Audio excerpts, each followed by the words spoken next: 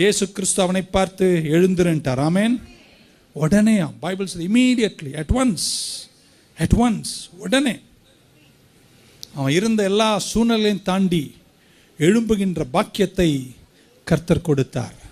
இங்கே ஒன்று புரிஞ்சுக்கணும், எவ்வளோ வருஷம் ஆனாலும் என் ஆண்டவர் நினச்சா நேரத்தை விட என் ஆண்டவர் வல்லவர். பாஸ்டர் நிறைய வருஷம் ஆயிடுச்சு பாஸ்டர், இனி ஒன்றும் நடக்காது பாஸ்டர், அது நேரத்தினுடைய அறிக்கை. ஆனால் என் தேவனுடைய அறிக்கை 38 வருஷமானாலும் காலத்தை விட என் தேவன் பெரியவர், நேரத்தை விட என் தேவன் பெரியவர். அதுக்காக நேரத்தை நான் வீணாக்க சொல்லலை. ஒருவேளை உன் வாழ்க்கையில் நேரங்கள் கடந்து போய் வருஷங்கள் எல்லாம் சத்ருவின் சாபத்தின் கீழ் இல்லாமல் போனாலும் உங்களுக்கு ஆழமான விசுவாசம் வேணும், திடமான விசுவாசம் வேணும், அமைதியான விசுவாசம் வேணும் என்று உங்க கூட நான் பேசியிருக்கின்றேன். இந்த மனிதன் கர்த்தர் சொன்னதை கேட்டு அவன் உடனே எழுந்திருந்தான். ஆமென். நீண்ட வருஷம் ஒரே படுக்கையில் இருந்தவங்க எழ பிடிக்காதுங்க, அவங்க அப்படி பழகிடுச்சு. அப்படியே சுற்றி ஒரு வாழ்க்கையை வாழ்ந்து அந்த லெவல்லே இருந்துட்டாங்க. அந்த மூளைக்கும் அறிவுக்கும் எந்த ஒரு புதுத்தன்மையும் கொடுக்காதவர்கள். நான் சொல்கிறேன், அனுதினமும் உங்கள் சிந்தை புதுப்பிக்கப்படணும். Living in the same cycle, அதே வருஷம் அப்படியே உட்கார்ந்து காலங்களை கழித்து போகக்கூடிய ஒரு சோர்வுக்குள்ளே உங்கள் வாழ்க்கை வந்து விடக்கூடாது. ஏன் இந்த மனுஷன் இவ்வளோ வருஷம் அப்படி இருந்தான் அப்படின்றதுக்கு ஒரு 2-3 வார்த்தையை சொல்லிட்டு நான் முடிச்சிடறேன்.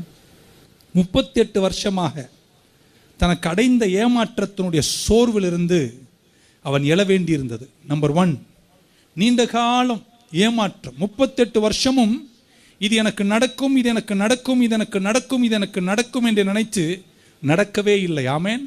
நடக்காத போது அது தனக்கு ஏமாற்றத்தை கொண்டு வருகிறது.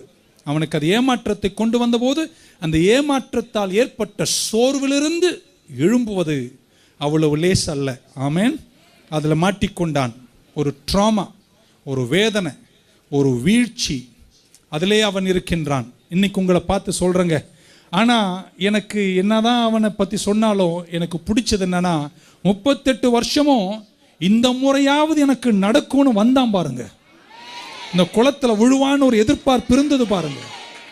இருக்கீங்களா? ஆமீன் சொல்ல மாட்டீங்களா?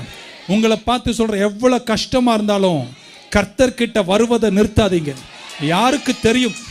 யாருக்கு தெரியும் இன்னைக்கு வரும்போது தான் கர்த்தர் குறுக்கிடுற நாளா இருக்குமானால் உன் மொத்த சஞ்சலம் தவிப்பை ஒடித்து போட்டு உனக்கு நித்திய மகிழ்ச்சியை தர நான் ஆராதிக்கும் தெய்வம் பெரியவராயிருப்பார். ஆமென்.